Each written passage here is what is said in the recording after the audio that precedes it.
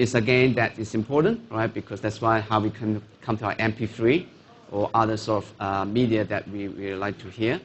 So sound is made of all this intensity, and of course then using the frequency. And if you try to copy this stuff, sometimes you copy or you rip a songs from the CD and into become an MP3, right? You should notice that it's roughly the size of the original songs, and to the MP3 is about 1/10. So the size, if you just use all the original file that come from a CD, let's say there's a 45 meg. When you convert it to an MP3, it's about 4 meg in size. Right? The certain things have been happening. Mainly is, we call it, one of them is the sampling. Right? So that is how frequent that you want. So if it's the sound, we know that this is how the sound looks like. How much time that you want to sample this, where the sort of the intensity of that sound note. Right? So if you have a slower sampling frequency like this one, right? So this has become, we call it like approximations of what your sound looks like. The sound is okay, you can still sort of hear the sounds then, but it will not be as good as someone's that using a high sampling rate, because that is more closest to the original, the waveform of your sound. Right? Of course, then the side effect is, if you have a high sampling rate, that means you have more samples. So, like for example, for the same patterns, if I only use this sampling, which might only takes 6 data points, if I'm using this more frequent one, I have to take 12. Implication is your final sound file become bigger compared with a one that have a lower sample rate, right? And but then the good thing is the quality of this one is better. Right. Okay, and also there's another thing that has been happening in the MP3. I'm sorry, I used the MP3 example, right?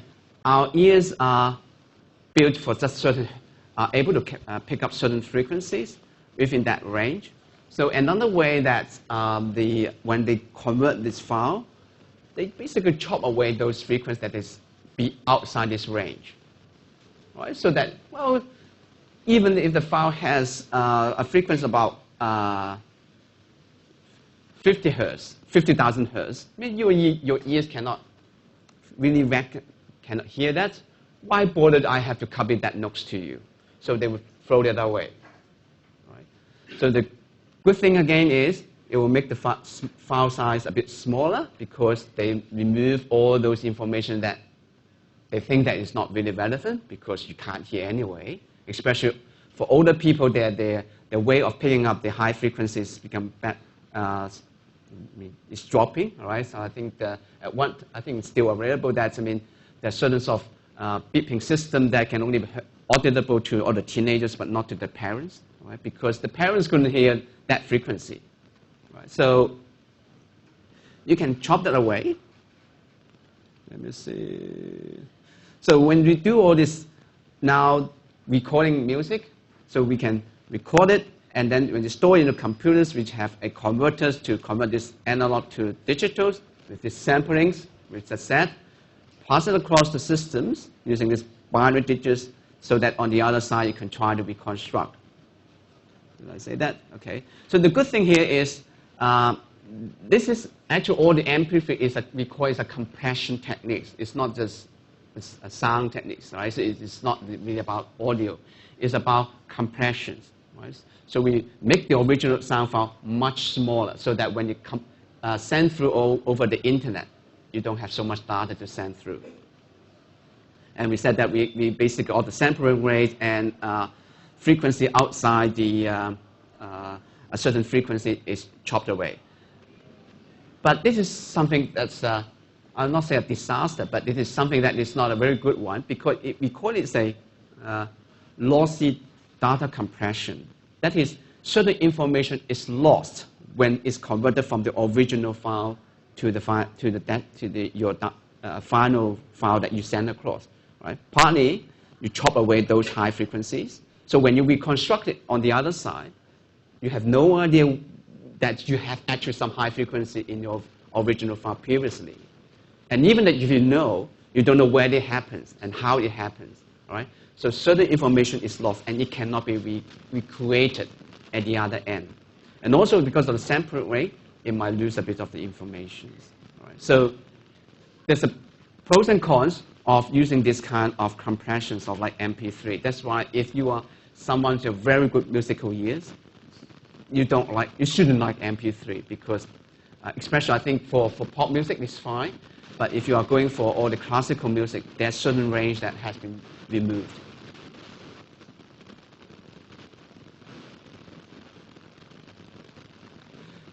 Okay, I think I'll stop here first, and then we have a break for 5 minutes, and then we resume. Okay?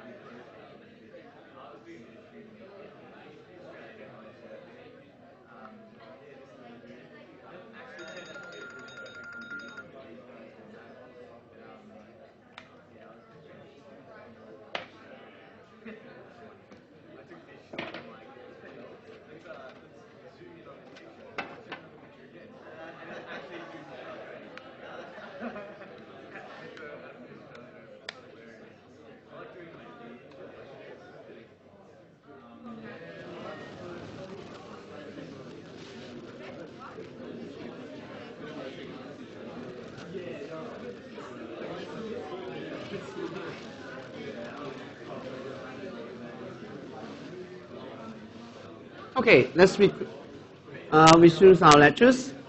So we talk about, previously we talked about the representations of informations using binary digits. We look at how it represents sounds, some colors. Now, of course, then this also the, now we look at the images and videos, and so we look at briefly what they are. So a lot of actually all these different file type or file format that we use, like JPEG file, TIFF file, bitmap files, they are actually some kind of compression techniques. Some of them they don't really compress, like the bitmap file that if you use in the Microsoft platform, they don't. It's basically it's a bit by bit that they have from the screens and store all the information in a file. That's why they tend to be much larger. TIFF file also is a large file, but the good thing is these two type of files, they will not lose any information. They are lossless transformation. Whereas a lot of the others, they are a lot of lossy compressions, as I said. So when you actually reconstruct the information, certain informations are lost, or the MP3 format. People trying to come up with different techniques so that they can compress the file, so they can smaller, but without loss of information. Considering that, for example, if you are in the hospital and they take you a CT scan, and they try to say, well, I compress the file because I don't really want to store certain information or cut off certain signals from the screen. So maybe that the pictures that they took from you will be very different if you are looking at now in the screens and when they retrieve later on from the hard disk. So there are people doing research to make sure that they can still compress the file, but without loss of information, all right? All right, so let's look at images, all right? So we said that, well, each bit on the screen that pixel has a lot of information that's stored. It's not just one, it's not a little dot, but actually has a three color channels to represent them.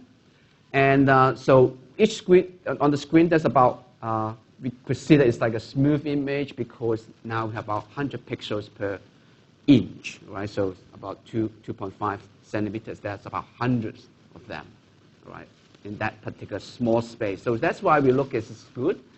JPEG we consider as a file format, but actually it's a compression techniques, right? So of course they specify certain quality and standards they require, but as well it is also a compression techniques.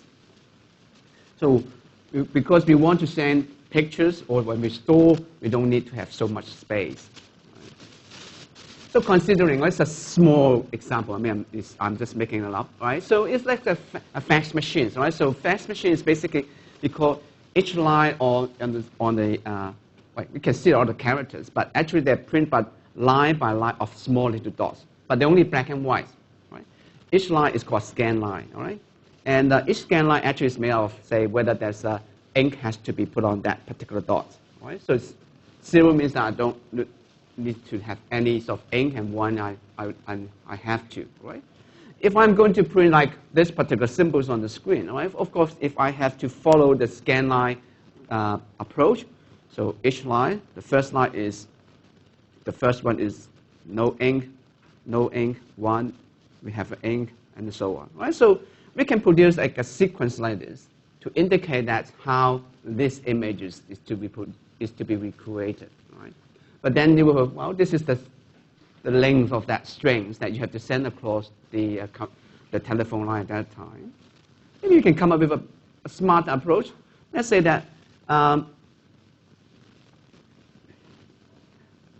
have used a pair to store information. Like I have start with 0. Well, I have like for this no ink, I have 2 that is no ink and then after that I follow with how many ink that I have to put. There's only 1 little dot, and then after that I have no ink again with 4 consecutive positions. So I can do roughly equivalent of the same thing, which is shorter one.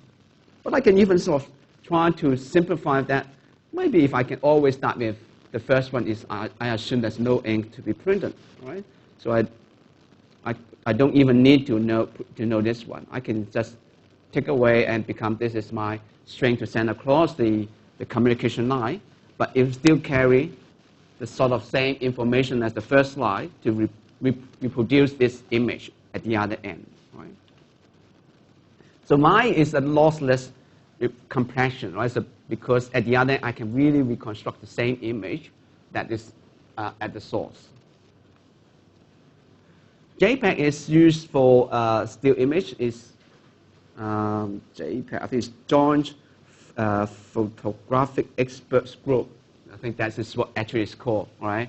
So it's a group of all these photographers. They sit together and they're trying to come up with a digital standards for pictures, right? And so they are, again, a lot of the optimization techniques being used is trying to look at our sensory system, how well that, right? For the sound, we said that, well, because there's a high frequency we could not hear, they chop it.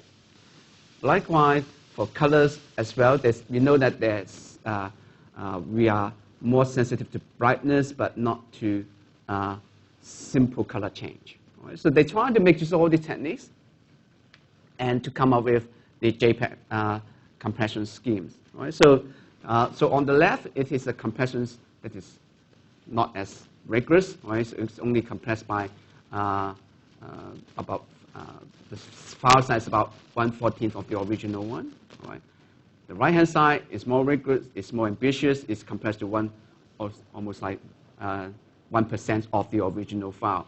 And once it starts, then the effects start to show up that it's not really clear because it's like all this shaky image here. Right? So basically what it's trying to do is, simple put is like, well, if I have to convert that, this is my original file, and I want to create another file with compressions, I will use, maybe I use this 4 squares here, like 4 pixels here. All right? Then I calculate the average color of that 4 pixels. And then I would assume that will be the dot that is on the final pictures. So then it's like a reduction is about 25% of the original file because I compressed 4 dots into 1 dot. Right? 140 means that now roughly like I use 140 dots and then calculate average and then I put it in the right-hand side to say that this is my final one. Of course, then you can say, hey, then it's a bit too much because averaging that it could have some very dark and then some very light, and then you try to come up with a number. It doesn't really truly represent the original picture. And that's true, and that's why at the end we had this kind of results at the end. Right? Because our aim is trying to compress the file. Right? I think it depends on the nature and the usage of the picture file that you have at the other end. So JPEG is basically we call it a lossy compression. So it lost certain information. It's not exactly this. So when you took the pictures, if your digital camera is stored as a JPEG file, and you start trying to compress it, actually it's not. Then it will not be the same as the one that you had initially. Certain information has lost, gone forever. I mean, even that they're the same JPEG file. Say, hey, I can just record. Maybe I can just changing that one from to a higher pixel. It won't because it's just trying to populate that average numbers to that 4 squares. That if I have to use 4 squares initially to come up with one little pictures, the pixels here. If I try to say maybe I want to reconstruct and going back to the original, it just trying to say move that 1 pixels and populate these 4 little squares there.